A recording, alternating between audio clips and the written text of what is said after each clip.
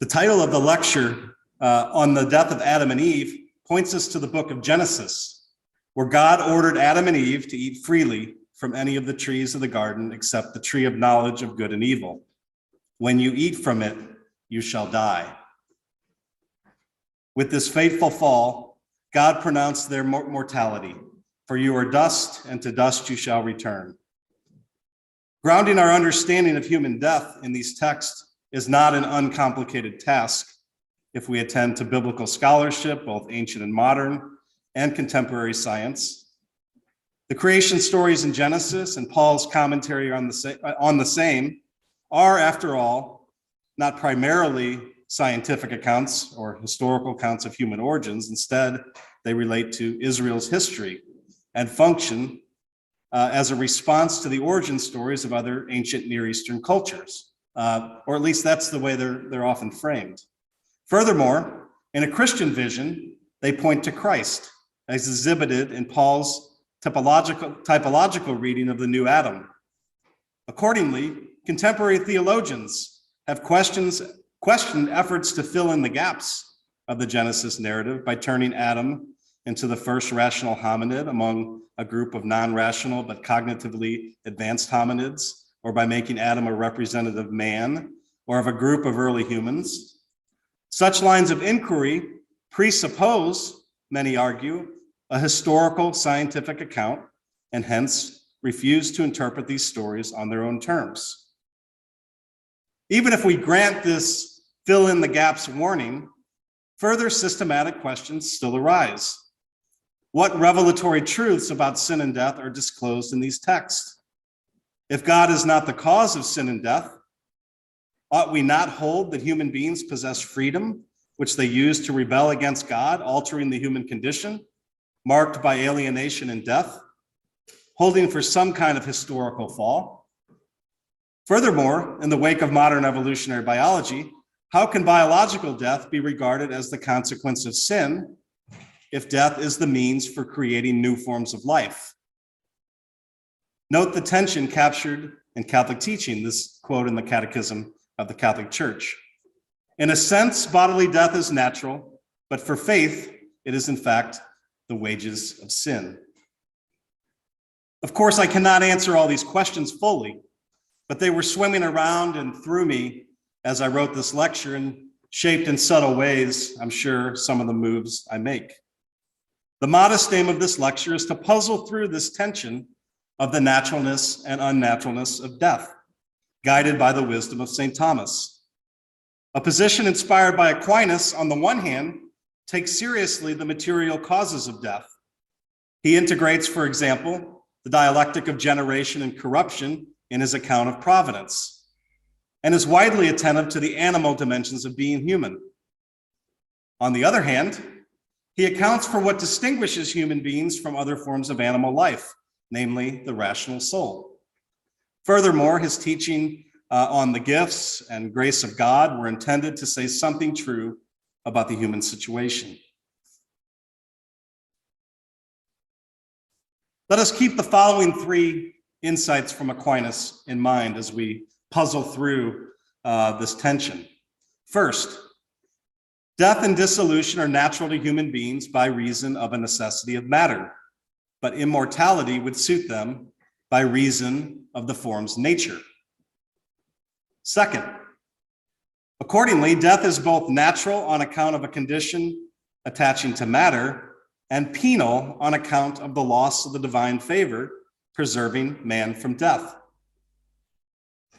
And three, by dying, he might deliver us from fearing death. Hence it is written that he communicated to flesh and blood that through death he might destroy him who had the empire of death, and might deliver them who, through the fear of death, were all their lifetime subject to servitude.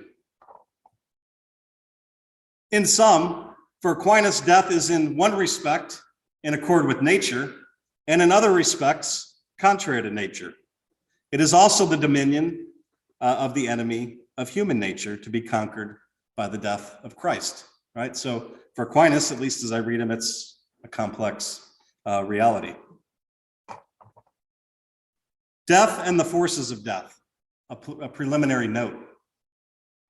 When we talk about death, we're talking about a phenomenon with overlapping analogical meanings.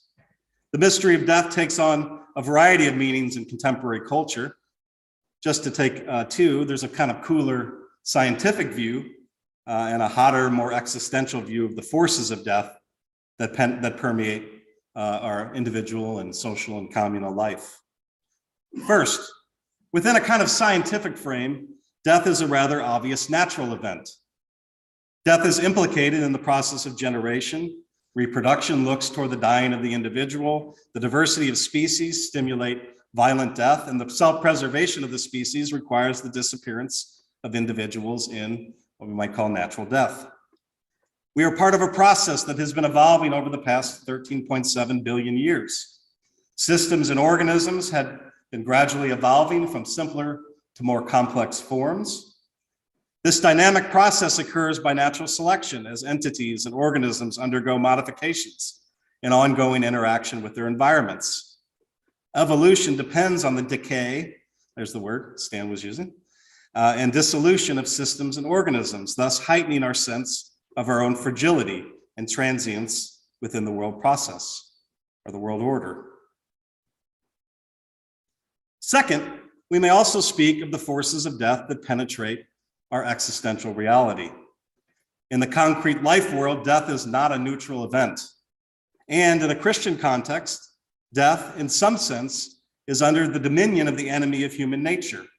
It bears a relationship with evil, which seeks to kill life and liveliness.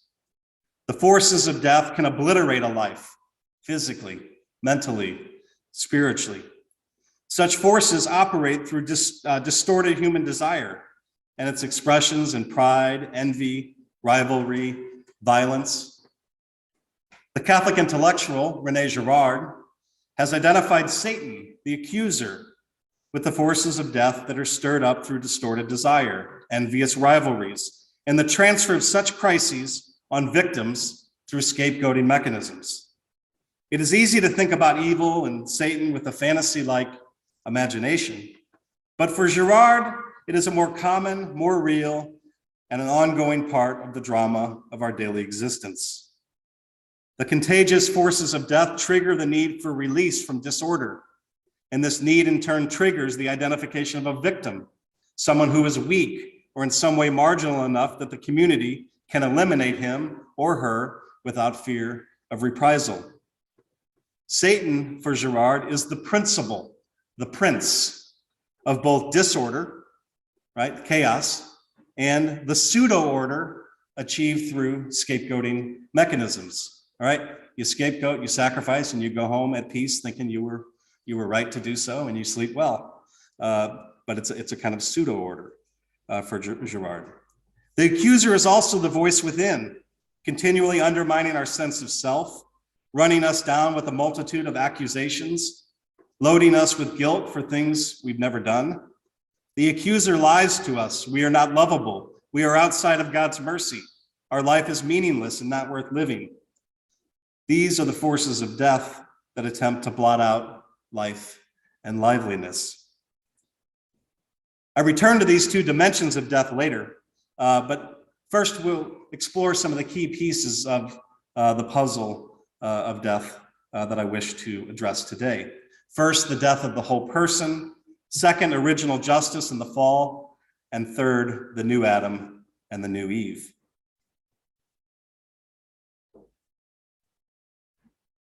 When we consider death, we are talking not just about biological dissolution, but an event concerning the whole person. Death is in one respect in accord with nature, and another respect contrary to nature, right? You kind of see the theme that I begin to develop here. Aquinas does not restrict his account of human life to natural life in the conventional sense of the term. Doing so would give us an account of death without hope. Instead, we are both in continuity and discontinuity with the rest of living creatures. Human beings are made of matter and spirit. In his account of human death, Aquinas spends time on both dimensions of the person. He avoids the temptation to consider death as either a flight from the body to a spiritually liberative state, or as merely a kind of biologically obvious return home to the elements, to the material cosmic nature. On the side of matter, Aquinas recognizes that death is an obvious feature of the biological world. He notes humanity's close link with other animals.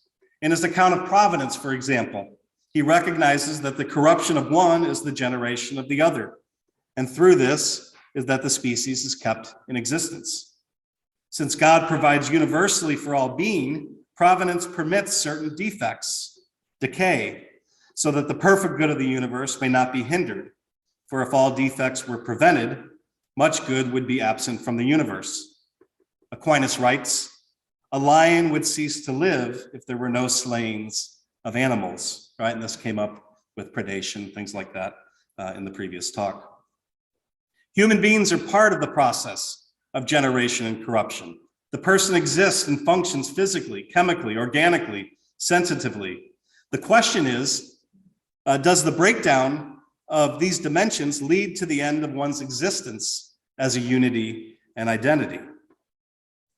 If the central or substantial form of the human being is material, then the human being is intrinsically conditioned by matter and bound to lose identical existence with its decay. If the central form of the human being is spiritual, then the human being is not intrinsically conditioned by matter. Thus, if separated from matter, the central form as spiritual would ground an existing unity and identity. Accordingly, an exclusively material understanding of the human being, of course, is limited from Aquinas' perspective because it leaves out the animating principle of the human being, namely the rational soul, the very spiritual principle mentioned above. Aquinas believes in the incorruptibility of the soul, of the human soul. Matter, as we have already seen, is subject to generation and corruption. And material forms that are not self-subsistence, for example, brute animals, are susceptible to corruption. Hence, the souls of brute animals are corrupted when their bodies are corrupted. But human beings are different. The subsistence of the human soul is revealed through our intellectual activities. This incorporeal intellectual principle has an operation per se apart from the body. In his discussion of matter, Aquinas highlighted the likeness of human beings to other animals. He proceeds to highlight a formal distinction, which sharply differentiates human beings from brute animals. Therefore, Aquinas writes, the saying that man and animals have a like beginning and generation is true of the body, for all animals alike are made of the earth. But it is not true of the soul, for the souls of brutes are produced by some power of the body, whereas the human soul is produced by God. And I'm mindful of Marusha's comments yesterday about some of the language in the ecclesial documents. I have that in mind, but and I take them very seriously. Much more, kind of comfortable in the frame of a kind of phenomenological sort of embodied self-consciousness and the like. All right, but now we'll stick with the language. Aquinas' understanding of the soul as the form of the body paves the way, and if we draw on Ratzinger, for example, for a dialogical understanding of immortality. For Thomas, the soul is the reality that animates the unity of the human being. The human person's central or substantial form that Professor Carroll spoke to yesterday is a spiritual intelligibility. It is marked by spiritual operations that are not intrinsically conditioned by matter, space, time. Such spiritual operations, the capacity to know and love, make possible an interpersonal, spiritual, dialogical relationship. They dispose us to friendship. Spiritual reality can be the ground and center of the person's physical, chemical, organic, and sensitive reality. What can embrace the universe of being through knowledge and love can also provide the ground and unity to the material reality of a single human being. But how might we think about the relationship between body and soul after death to avoid the two errors that I just mentioned, right? The flight from the body to the spiritual, or thinking about the dissolution of the human being just returning to the elements. For Aquinas, in line with the thinking just outlined, the human soul retains its individuality when separated from the body at death. But the soul's existence is the existence of a soul that was integrated with a particular body. In other words, the human soul as subsistence does not perish with the body, nor does it lose the individuality acquired in animating this particular body. But the individuation of the soul by the body is also prospective. That is, it retains the capacity to be reunited with the body. The separation of the soul, in other words, is not a dualistic moment of liberation. Rather, the human soul, St. Thomas says, remains in its existence when it has been separated from the body, having a natural aptitude and inclination for union with the body. The soul is meant by nature to be joined to the body. The soul by itself, while the animating principle of the body, I think cannot be called the human person. As Aquinas writes in De Potentia, the soul is more like God when united to the body than when separated from it, because its nature is then more perfect. Bodily death and the survival of our genes into the next generation, then, while it says a lot, as attested to by Kieran's discussion yesterday of anthropology, right? While it says a lot, it does not fully capture what is most natural about human beings. If the unity of the person is animated by a spiritual central form, then what is natural to us is an orientation to meaning, truth, goodness, love. This is the realm of the natural desire for God that can only be fulfilled in a disproportionate way by the beatific vision. The intellectual quest is not some optional, pleasurable diversion for the intellect. Rather, we are created beings made for a relationship with truth. The lives of the saints disclose this supernatural level of relational reality. And, I would add that looking to the saints as theological resources would be a way to, I think, resist what we talked about a lot here, the God of the gaps temptation, to talk about a kind of distinct intelligibility. Finally, Thomas reflects on the possibility of the incorruptibility of the body as most fitting to the soul. All right, a point that anticipates my discussion below about the gift of immortality in the state of original justice. In Summa Contra Gentiles 4:81, Aquinas responds to arguments against the resurrection. According to Aquinas, in fashioning human nature, God bestowed on the body something in addition to that which was due to it by virtue of its natural principles. This was a kind of incorruptibility, the result of the body being so proportioned to its form that as the soul's life is everlasting, so was it possible for the body, through the soul, to live forever. This incorruptibility, although it was not natural in relation to a natural principle, was nevertheless natural, so to say, in relation to the end. Inasmuch as the matter was proportioned to its natural form, which is the end of matter. Accordingly, when the soul, against the order of its nature, turned away from God, the body was deprived of the God-given disposition, which made it proportionate to the soul, and death was the result. Whether or not this is a historical sequence, the intelligibility to be grasped here is that our lived reality is not yet fully permeated and transformed by grace. Death expresses this deprivation of our authentic human destiny. Death, original justice, and the fall. For Aquinas, death is in one respect in accord with nature, and in other respects, contrary to nature. It is contrary to the human nature shared with the first human beings, who were originally endowed with the gift of immortality and the sanctifying grace of friendship with God. For Aquinas, the first human beings, before the fall, were created with nature and grace in a state of original justice or original innocence. We heard a lot about this in the previous presentation, so I won't repeat too much here. To be fully human, as I mentioned at the end of the previous section, means to be human beings endowed with grace. All right, the fallen condition indicates a state of being in a way less than human. So original sin for Aquinas distorts our nature and removes our grace. And so we can talk about the gifts of integrity. We heard a lot about the gift of knowledge, and of course, the gift of immortality, which relates especially to this talk. And so the gift of immortality indicates that human beings are composite creatures, right? As I said above, of spirit and matter, integrated, and hence we're mortal. But for St. Thomas, you might say that it was fitting for God to have given Adam and Eve the gift of immortality, to perfect this limitation in their nature, so that both body and soul are incorruptible. In this way, the original pair would have been immortal, which is fitting for creatures ordained to eternal friendship with the God who is life himself. And of course, in terms of the supernatural gift, all right, human beings were endowed with sanctifying grace, divine friendship. Death as punishment. For Aquinas, death is in one respect in accord with nature, and in other respects, contrary to nature.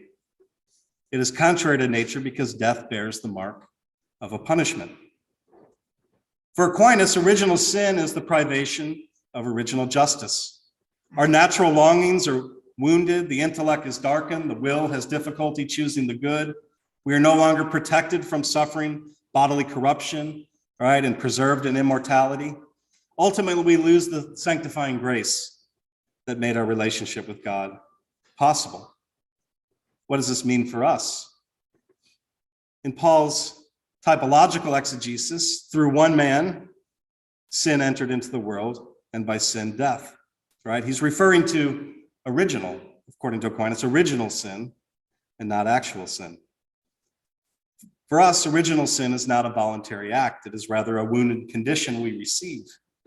In Aquinas' account, all human beings are born of Adam. Those human beings may be considered as one person insofar as they have one common nature. A revelatory truth of this Genesis story is that death is not merely natural, but bears the stamp of a punishment. Death is an indispensable dimension of our concrete existence, and yet contains the character of something that ought not to have been. This tension is elucidated by a consideration of just punishment. In Thomas's account, death has been imposed on humanity as a just punishment. It's difficult for modern ears to hear. It's troubling for us to think about the condition of historical humanity in relation to a kind of prehistoric catastrophe. But perhaps it's not as startling as it sounds at first glance. Is there an intelligibility to be grasped? Aquinas distinguishes between culpa and pena, fault and punishment. Culpa is a voluntary and disordered act, and pena is a punishment incurred by culpa. A punishment is incurred by a preceding sin, either of the person or at least of the nature. Consequently, whereas culpa is something a person voluntarily commits, pena is something contrary to the will, or you might say a punishment that one suffers. While the relationship between the two is complex, there can be discovered in Aquinas a kind of intrinsic relationship between sin and its resulting punishment. Sin disrupts the order of divine justice. The debt of punishment incurred by sin is not imposed on the human person by the arbitrary will of God. Rather, the punishment is related to the disturbance of the divine order. For Aquinas, God does not delight in punishment for its own sake, but rather in the order of God's own justice. It's a manifestation of sin's own reward, as it were. This is why, as a side note, Thomas, I think, privileges the metaphor of satisfaction for Christ's salvific death, although he considers all kinds of dimensions of the salvific death, but that Christ came to save us principally from original sin by taking on the debt of punishment. Aquinas offers a further relevant determination in his account of punishment. Punishment as medicinal. Medicinal punishment deprives one of a lesser good in order to increase a greater good. Since the inflicting of punishment often changes the disposition of the one being punished, it can even change the person's will, right? It can turn the person, all right? Presupposing some good dispositions, medicinal punishment in a way tends to a conversion of the will.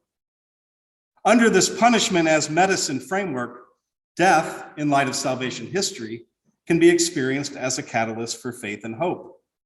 both of which orient us to our eschatological destiny. If Christ had released us from physical death, for Aquinas, we would focus our hope on something less, the attainment of bodily goods, and so forth.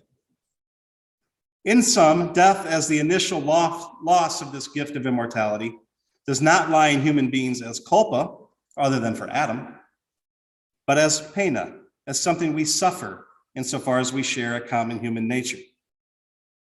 From the prism of modern sensibilities, this connection of sin to death strikes us as an overreaction. But upon deeper explanation, it is not entirely unreasonable to link sin with death. Death is, after all, inherent in the nature of sin. It is the fruit of sin, which is psychologically deadening and even can be morally mortal. It is not something simply imposed from the outside. As Joseph Pieper said, one who has not recognized the fundamental fatality of sin has not yet seen the true countenance of death.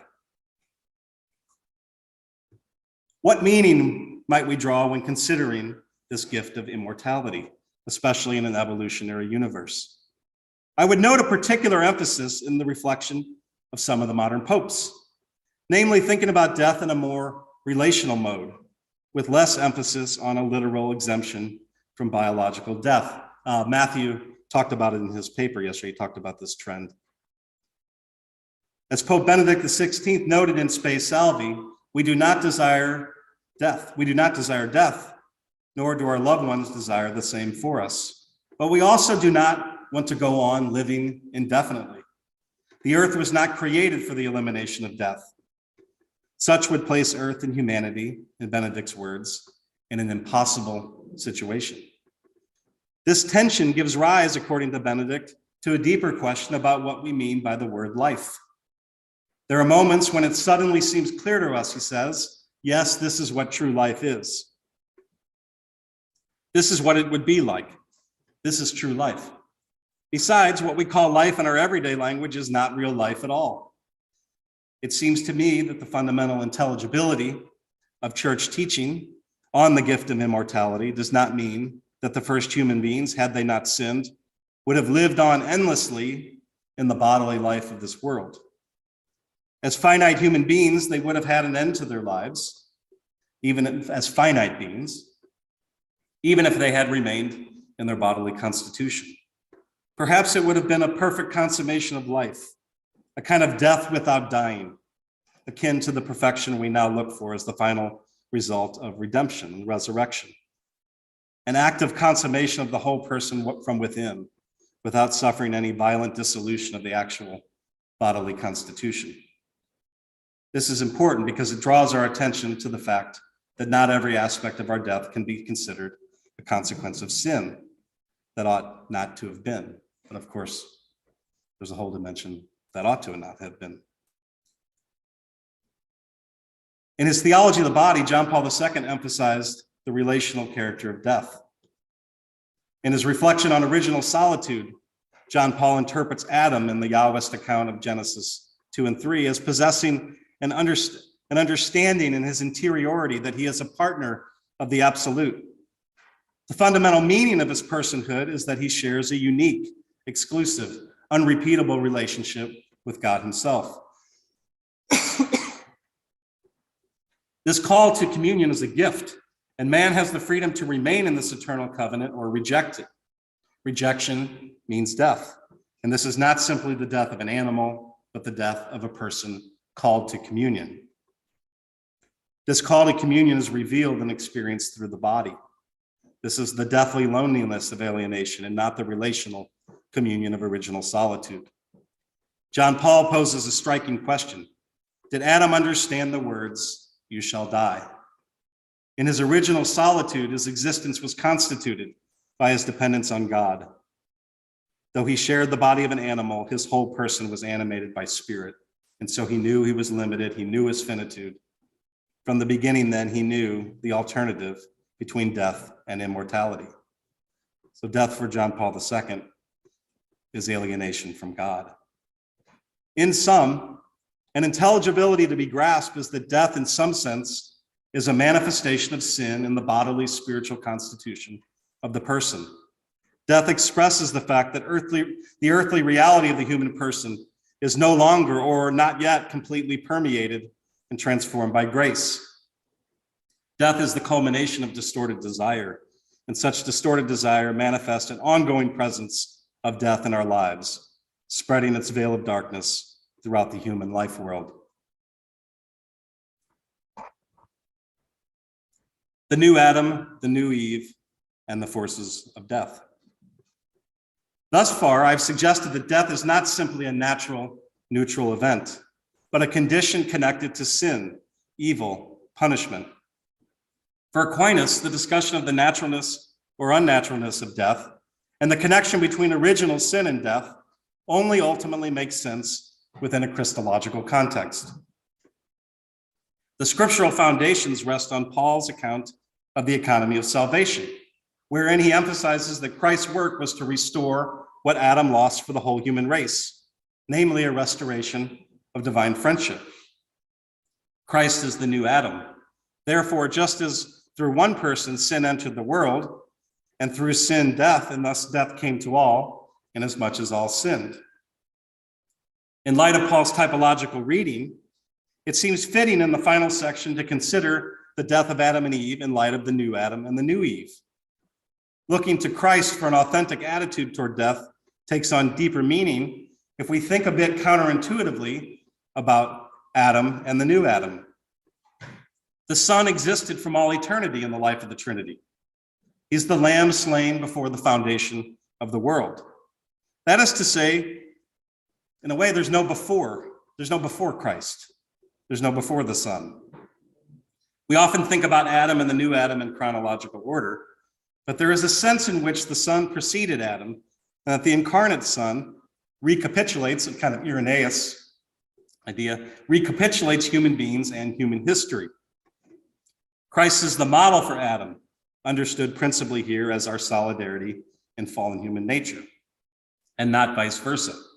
In other words, God reveals to us who we are in Christ, Gaudium et Spes 22, including Christ's response to death and the forces of death. My comments in this final section are meant to be brief and more suggestive than explanatory. I circle back to the twofold meaning of death that I offered at the beginning of the lecture. First, bodily death, and second, the forces of death that kill life and liveliness under the dominion of the enemy of human nature, and relate this again to the gift of immortality. So bodily death. I have highlighted Aquinas' cognizance of the natural dimensions of human death, vis-a-vis his larger vision of providence and the generation of corruption that are part of the world order. This sense is heightened today by the embedding of the human condition in the larger evolutionary process. Still, what insight might the resurrection of Christ and the assumption of Mary shed on this matter? Matthew, yesterday in his paper, I was excited to see he referred to this. At least I wasn't the only one thinking through this particular connection. Recall that for Aquinas, there was some sense that the spiritual dimension of the soul was able to animate and protect the material dimension of the human person from dissolution. There is a trace of God in the body. The death of Christ reveals that death is not the ultimate destiny of human beings. The body can be restored from death to life by divine power. In sum, matter is not necessarily corruptible by nature if we take nature to mean that which is proportionate to an end. And as we have already indicated, the end of the human person is a share in the beatific vision. This argument gains further momentum when we think about the risen body of Christ. Perhaps it is more adequate to say that the risen body of Christ and its fruits in the assumed body of Mary and the glorified bodies of the saints are nature brought to perfection by divine power. In other words, there's this, I think, this felt sense sometimes to think about the resurrection as against nature, or the assumption of the glorified body, but to think about it as nature brought to perfection by divine power. The gift of immortality indicates God's making possible the eternity of the body, which was revealed by Christ in a disproportionate way in the resurrection. Okay, new Adam, new Eve, and the forces of death.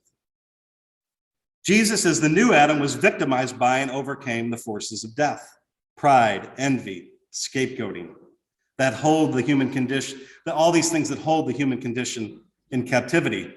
In the Gospels, and I'm returning here to an insight from René Girard, Jesus exposes the scapegoating mechanism. In the story of the woman taken in adultery, Jesus saves the woman from being stoned by preventing the violent contagion from getting started. He initiates instead the contagion of nonviolence. He models mercy, and slowly the crowd follows suit. Soon, he would be the victim. As we see in the Gospels, all turn against him. He is the victim of the scapegoating mechanism that pits all against one, including his own disciples who betray him, desert him, and deny him. He is put to death by a gruesome Roman form of torture and execution. By his death and resurrection, he subverts the mythic power of the enemy of human nature's victim mechanism. The Gospels offer a kind of new knowledge that began with faith in Christ and the intelligence of the victim. With Christ, who exercises God's power over death and the forces of death that seek to kill life and liveliness. In salvation history, Mary, the new Eve, was conceived in sanctifying grace. Hence, Mary was free of original sin, the original sin that victimizes the human condition as punishment. Mary's fullness of grace is manifest in specific virtues that respond to the violent mechanisms that result from envy and communal crises and other forces of death. The Catechism suggests that beneath the disobedient choice of our first parents lurked a seductive voice opposed to God, which made them fall into death out of envy. All right, so there's an emphasis on envy there. The absence of original sin enabled Mary freely to choose not to succumb to distorted mimetic desire. She is a woman without pride. She is a woman without envy, to use the phrase from John Didowski's article with the same name, A Woman Without Envy. To state it in a more positive way, as various scriptural stories attest, Mary embodied humility and charity, the two virtues that counteract pride and envy, as St. Thomas teaches us. Mary was preserved from the forces of death that permeate the fallen condition, maintaining an intimate friendship with God through sanctifying grace. Mary, as the new Eve, sheds some light then, at least analogically, at least I suggest, maybe I'm wrong on this, on what it might mean to be a human being before the fall. She was preserved from being both a victim and a perpetrator of the forces of death that arise from distorted human desire. All right, a long conclusion. All right, I don't want to, sometimes when you hear conclusion, you think, oh, I have a few more sentences, but a kind of longer conclusion or kind of summary of some of the results from this inquiry. Let me offer a clarification by contrast that illuminates the value, I think, of a Thomist-based vision of death. First, consider what I call in broad strokes kind of a Stoic, Heideggerian embrace of death, right? I think some of this Stoic or Heideggerian, it's kind of in the cultural air. And I'm not totally anti-Stoic or anything like that. I visited Marcus Aurelius' statue already. I greatly appreciate the Stoics. But the Stoic posture resigns to the fact that the time has come for matter to dissolve once again into the elements, right? So the Stoic attitude is a kind of brave and noble attitude.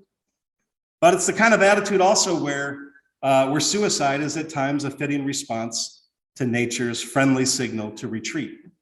Think of Cato. Or in a more explicitly Heideggerian vein, to face death squarely, Dasein becomes resolute in the face of its own tenuous existence.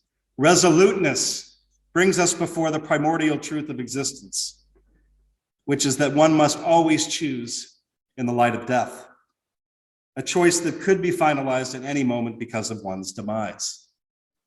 For Heidegger, death reveals itself as that possibility which is one's own most, which is non-relational, and which is not to be outstripped.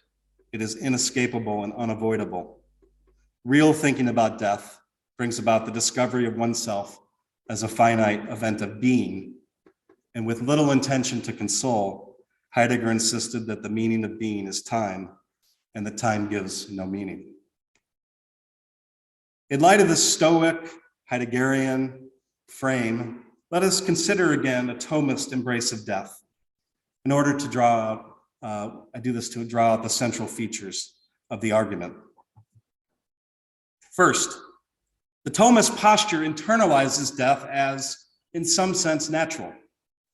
In a contemporary scientific context, this wisdom perspective makes space for human animality and our connection to the larger cosmos.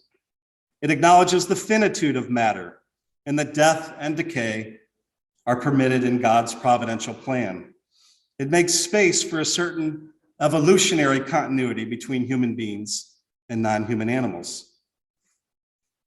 Second, Thomistic wisdom makes space for evolutionary discontinuity. Accounting for the whole person, Thomistic wisdom understands the soul as a substantial, central organizing form of the physical, chemical, organic, and sensitive dimensions of the human person. In this sense, the intellectual and volitional dimensions of the person disclose a natural desire for meaning, truth, goodness, love, a desire that is fulfilled disproportionately in the beatific vision. These spiritual capacities dispose us to interpersonal communion with God.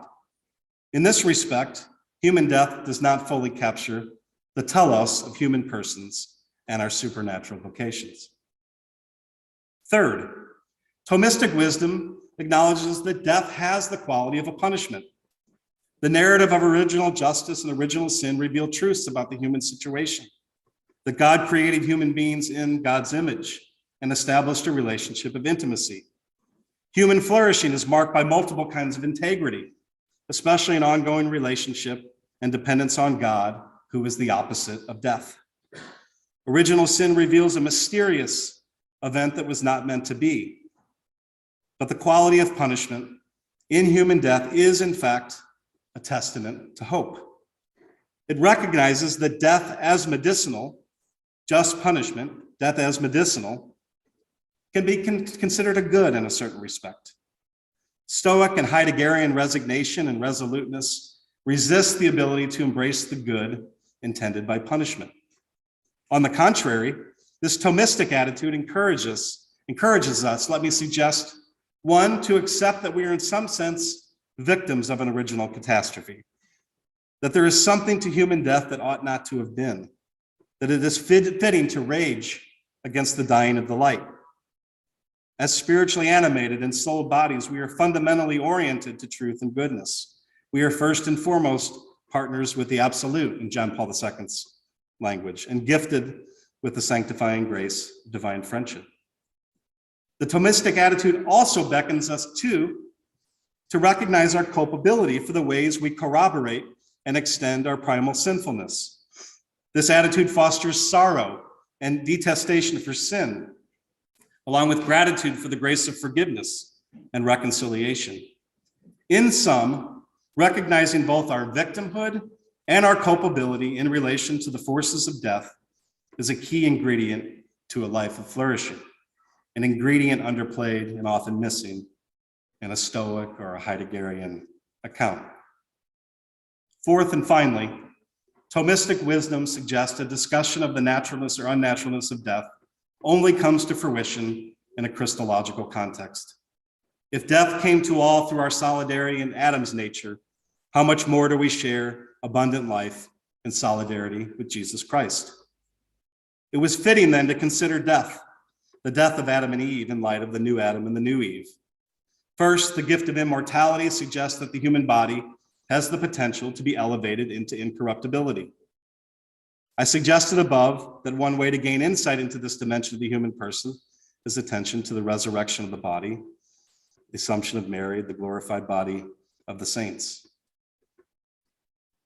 These ideas, both of these doctrines reveal that the glorified body of Christ and the assumed body of Mary are not unnatural, but unveil a supernatural transformation of human bodily life to which we are destined. Second, the new Adam and new Eve's relationship with the forces of death reveals a resistance to the enemy of human nature who seeks to kill life and liveliness. This is the way of humility and self-sacrificing love, the very supernatural solution to the forces of pride, envy, and violence associated with the dominion of death. Thank you.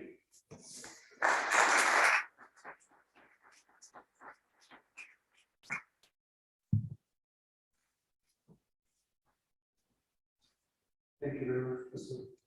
Rosenberg. Are there any questions? Here first, please.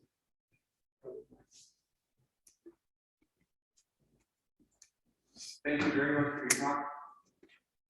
As you, I'm sure, familiar with, the church has a kind of liturgical tradition, thinking about Adam and Eve as sort of the first fruits of redemption.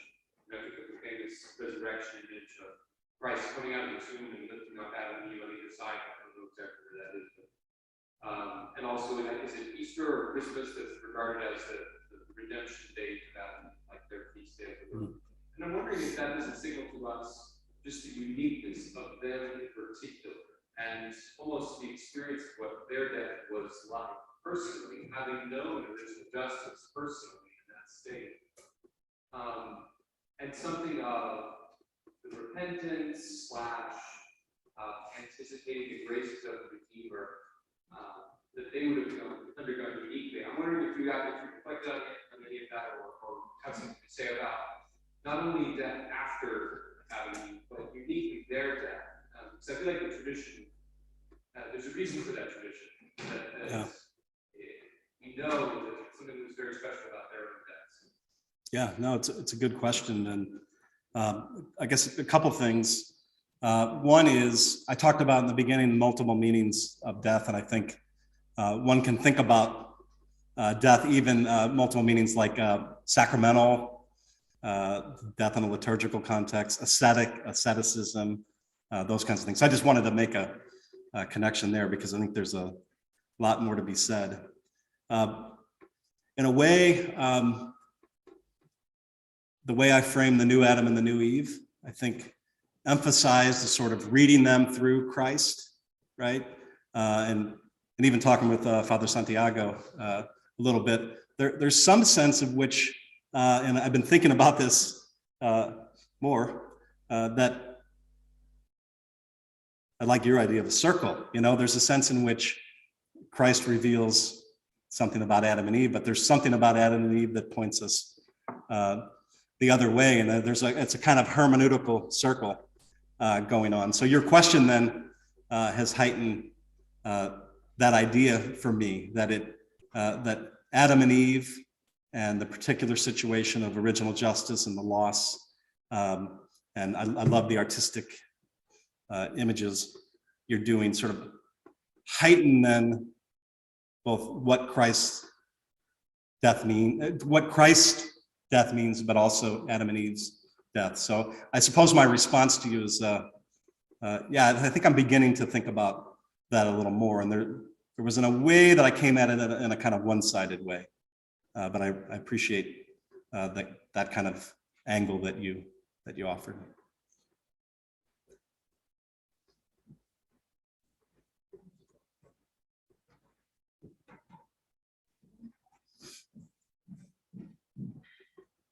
Thank you very much. I'm curious. I really appreciated what you had to say about looking to Christ and Mary and understanding the glorified body as being not contrary to nature, but in a certain sense, a supernatural perfection of nature of a certain mode. But I'm also thinking, as thinking about the last things, and also thinking about, well, death is not the only punishment. That the result of him being fried traditionally incurs further punishments and the punishment in hell. And what I guess the question I had is, how does that affect? Is there any sense in which Aquinas is talking about Adam's understanding of that possibility, not just simply the possibility of bodily death, but that permanent death, and also how what role might that reality, or as it's not so uncommon to say, denial of that reality, have on our understanding of what death is, or how we should cover it? Yeah. So I take you to be I was talking about the multiple meanings of death. One that I didn't say when I rattled it out, probably because it's the afternoon, but it would be a kind of moral kind of death. And I think that's what you have in mind as well. No, I think that's right. And so that's why I was sort of going back and forth between the bodily and that, talking about John Paul with death as a kind of cutoff of a relationship. And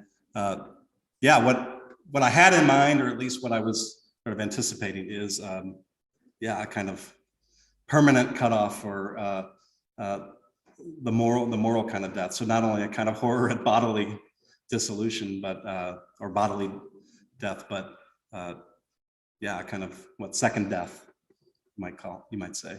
So not a whole lot to say there, unless you want to. I don't have a whole lot more to say, but I think it's a piece that I didn't bring out explicitly in the paper, but certainly is part of the whole. The multiple meanings and maybe more critical than I gave it attention in the talk. Do we have any other questions? Okay, so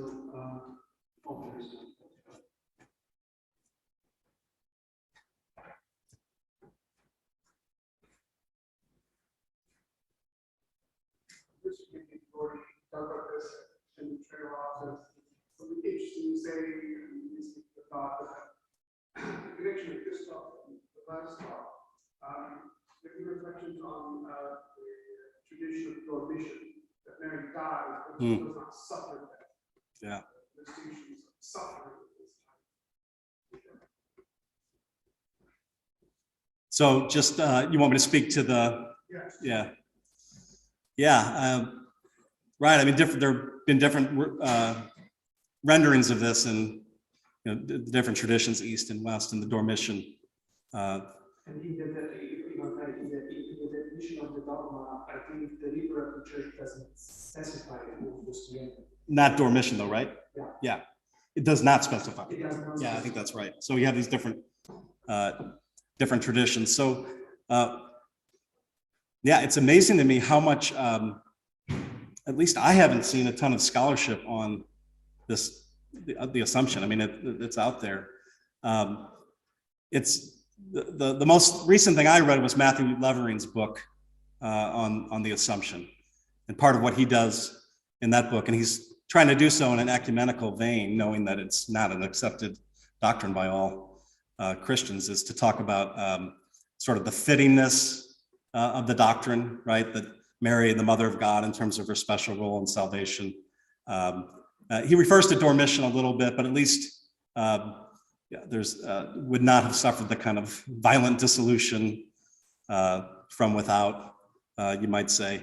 And then he also argues from sort of the typological exegesis as well, and the new Adam and the new Eve, or the new Eve in this particular case. So I think if I were to treat this more carefully, or at least more extensively as part of a project, I think delving into sort of Dormition, or how do we sort of want to understand the Assumption of Mary or the death of Mary, I think I would have to pay more attention to that. But this was sort of an initial sense that doctrine had something to shed on human death, shed some light on human death. So I appreciate the comment about some of the larger distinct traditions in the Christian tradition. So I will let myself ask the last question. Yeah. So I'm considering the unity of all human beings in Adam. So in Augustine, it is based on traditions. And it's commonly acknowledged that he remained in favor of traditionism. And I've read recently actually a lot of material on original sin. So those who comment on the tradition, they say that that Augustine, in having been in touch with Jerome, and Jerome favored the creation of souls ex nihilo. So they claim that he was attracted by this idea, but for the reason of the story of original sin, he sticks to traditionalism, and therefore those who comment on the historical development of dogma, and ever since we gave up on traditionalism, there was a difficulty in explaining how all are present in Adam. Now, Aquinas, after Amazon, is trying to do that with, as you mentioned, with the concept of nature, but isn't there a danger of hypostasizing nature? Because I think he uses the term the seed of the nature.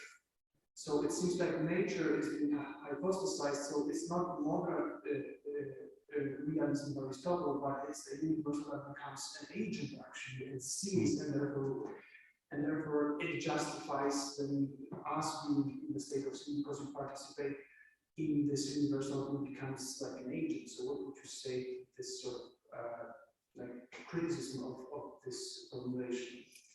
Good. I never thought of it in terms of hypostasizing nature. That is the charge. I don't want to say it's true and it's justified, but I've encountered it in literature. Yeah.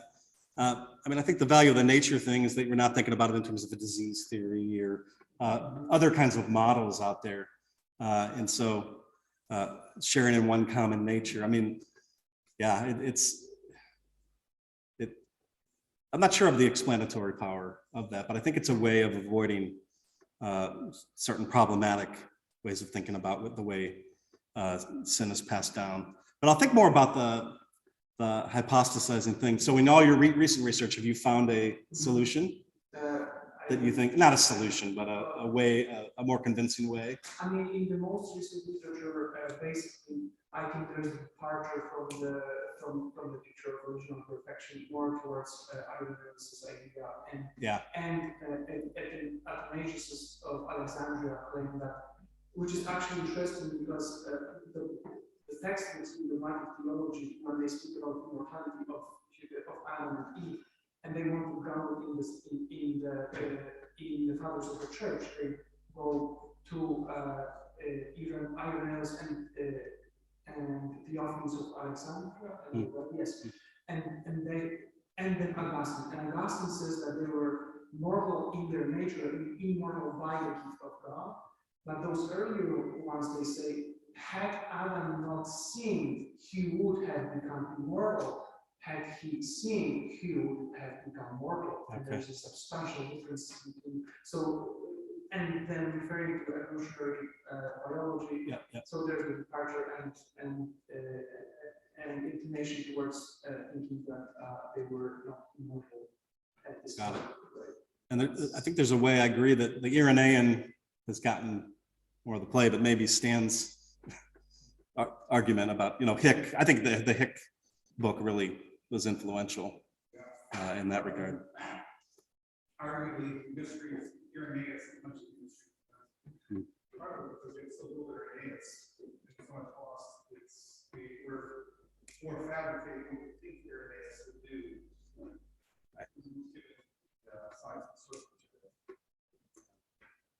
Okay. Thank you very much. Thank you. Please join